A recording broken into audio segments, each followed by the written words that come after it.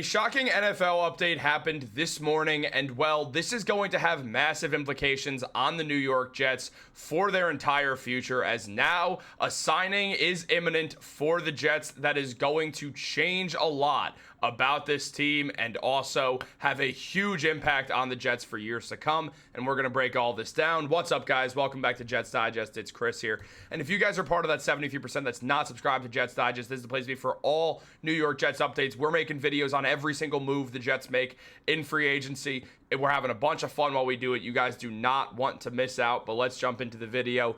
This morning, the Houston Texans signed Derek Stingley Jr., or re-signed Derek Stingley Jr. to a 3-year deal worth $90 million, where he's getting $30 million per year.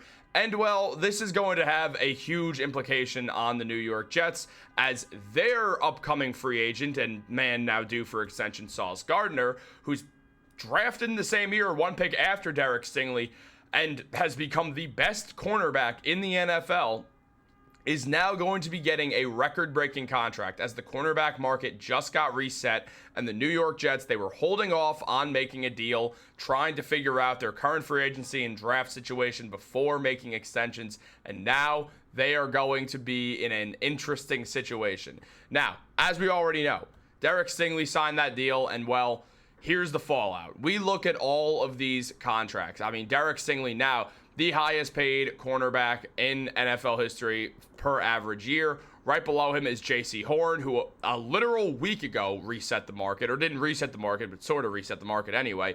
Jalen Ramsey signed an extension that was the biggest, and now it's already the third. Pat Surtain signed a massive deal. It's already the fourth.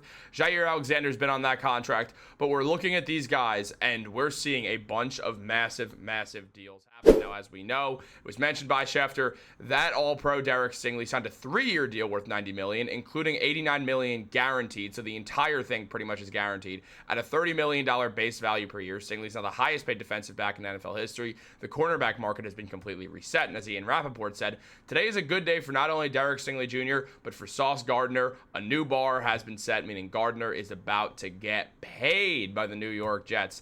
On top of that, Ian Rappaport also mentioned a week ago there's a new highest paid defensive back in NFL history in J.C. Horn, who signed a 4-year, $100 million deal, $25 million per year with $70 million guaranteed. But now that's second and about to be third, as Sauce Gardner is about to be number one when it all goes down. Look, obviously, we wanted to sign Sauce Gardner. We want to re-sign Sauce Gardner, don't get me wrong. We would have preferred that this have not happened, so it would have been a little bit cheaper. All that being said, Sauce Gardner was going to get the biggest deal in NFL history, and I don't think this $30 million per year changes much. I think Sauce was going to demand around $30 million per year anyway, and now we're going to see him get around $31, $32 million, which in the grand scheme of things is not so different enough that it's really going to matter that much at the end of the day. But at the same time, it is something that's very interesting because it could be even bigger. Like, we're now seeing that Sauce Gardner is going to be the highest paid defensive back in NFL history. And, you know, he deserves it. He's had a historic start to his NFL career. Don't get me wrong. And he's much better than Derek Stingley is, given Stingley's very good. I'm not trying to say he's not. I actually wanted the Jets to pick Derek Stingley in this draft. I wasn't against the Sauce Gardner pick. I felt like it was like, God damn, we're already picking the second best in a position. And obviously I was dead wrong. Sauce Gardner was the best at the position, and he's the best at the position in the NFL. The only guys that come close are guys like Pat Surtain and Jalen Ramsey. And yeah, this was sort of a down year for Sauce Gardner, but he's still one of the best cornerbacks in the NFL, and the man had a historic start to his season, or to his career, and he's going to keep playing like that. We all know how great Sauce Gardner is. He's the best player on the Jets when it comes to sheer talent at a position, and it's going to be really interesting to see what exactly he gets signed to with all this in mind. Now, at the same time, taking a look at things, Connor Hughes mentioned a couple of weeks back that at the time, dating back to the NFL Combine a couple of weeks ago, nothing was imminent when it came to re-signing people, and what he means by that is that this isn't the Jets not wanting to pay these guys. Aaron Glenn and Darren Mougey, they were just worried about the free agency. They were worried about getting things in line for the NFL draft, trades, things like that. Once they got through that, they were going to get negotiating and figure out what they wanted to do with Sauce Gardner and what they want to do with Garrett Wilson. Now, here's the thing that's really lucky if you're Darren Mougey. It's really easy to know what to do here. You re-sign Sauce Gardner and Garrett Wilson, and you don't think twice about it. And the thing is, it's not that Mougey's thinking twice about it. It's about the financial implications of it all. But now, with the fact that, well, we know that Garrett's not going to match Ja'Marr Chase's contract or anything. That's not going to happen. He'll be somewhere in that top 10, top 5 area, don't get me wrong. But he's not matching the Ja'Marr Chase number. And no one has to worry about that. I understand that people are going to think, oh, well, Garrett's going to try to anyway. He's not going to. It's not going to happen.